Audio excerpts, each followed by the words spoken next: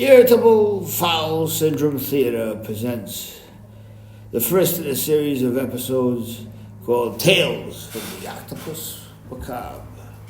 Creep and Buzzard both had long, stringy hair down to their waists, stood each one of them about 5'2" in their stocking feet.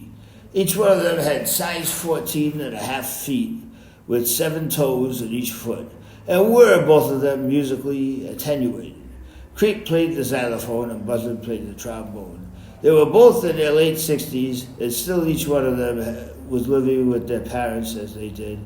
One of them owned for a pig they fed pizzas and clam fritters, while the other one owned a pug noses. He had one from Antipholus Freebird McCarthy in a card game at Waldorf's Tavern. They were both told by their mothers, about 2 weeks previous, that they had 3 weeks to pack up their golf clubs and Betsy Smith and Lady Day albums and move out. "You contribute nothing to this house," Creep's mother told him, "and you eat everything I buy at Bella's grocery." Both of them being immune to any kind of actual employment, they decided to start robbing banks. Since they were both highly allergic to any and all forms of violence, they decided to rob the banks with beehives. Lord and Lady were dining out at Lefty Calhoun's Chinese restaurant one evening. It was their anniversary, and Creep and Buzzard were sitting one table over from them. When the waiter, after dinner was long over, approached Creep and Buzzard with the bill for the meal they eaten, Creep looked at him in a very confused manner. "What's this?" he asked the waiter.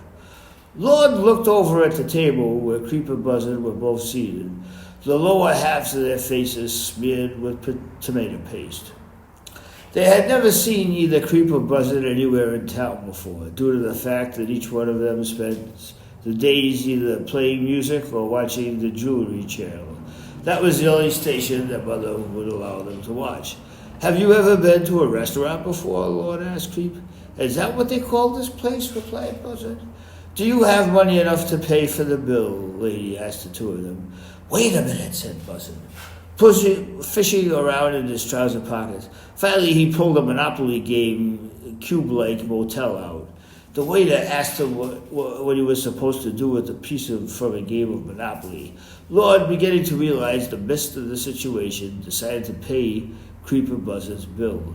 They had nowhere to spend the night, so they decided to go to Zazu Baramoose's coffee shop and ask her if they could live with her for a while. Creep had asked her out 4 times already. He thought they might make a good item, him being the homeliest-looking man in town, her being the most beautiful woman in town. Meanwhile, Antipholus Freebird McCarthy had built out of eggs, milk, and breadcrumbs a time-traveling mechanism that could go 500 years into either the past or the future. He asked the homophobic Hartford, Connecticut hog-farming hopsicotist if he wanted to pay a visit to the scarlet-lettered squire from South Cincinnati.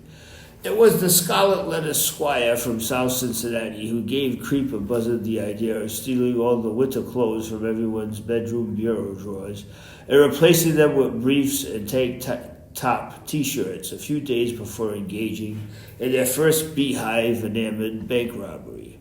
The homophobic Hartford, Connecticut hog-farming hopsicotist was standing in the middle of Main Street one day, arguing with the illustrious attorney Ernie McCurney, who highly suspected the homophobic Hartford, Connecticut hog-farming hopsicotist of stealing his taxidermy and selling it in New Jersey to the Butterscotch Leviathan, who had just got back from Missouri Jake's farm, where he bought a turkey-feathered coat of pink mink and frilled Flatter the Bachelorette's uncuff-linkable sleeves that Missouri Jake told him would keep him afloat in case of shipwrecks along the Bering Straits.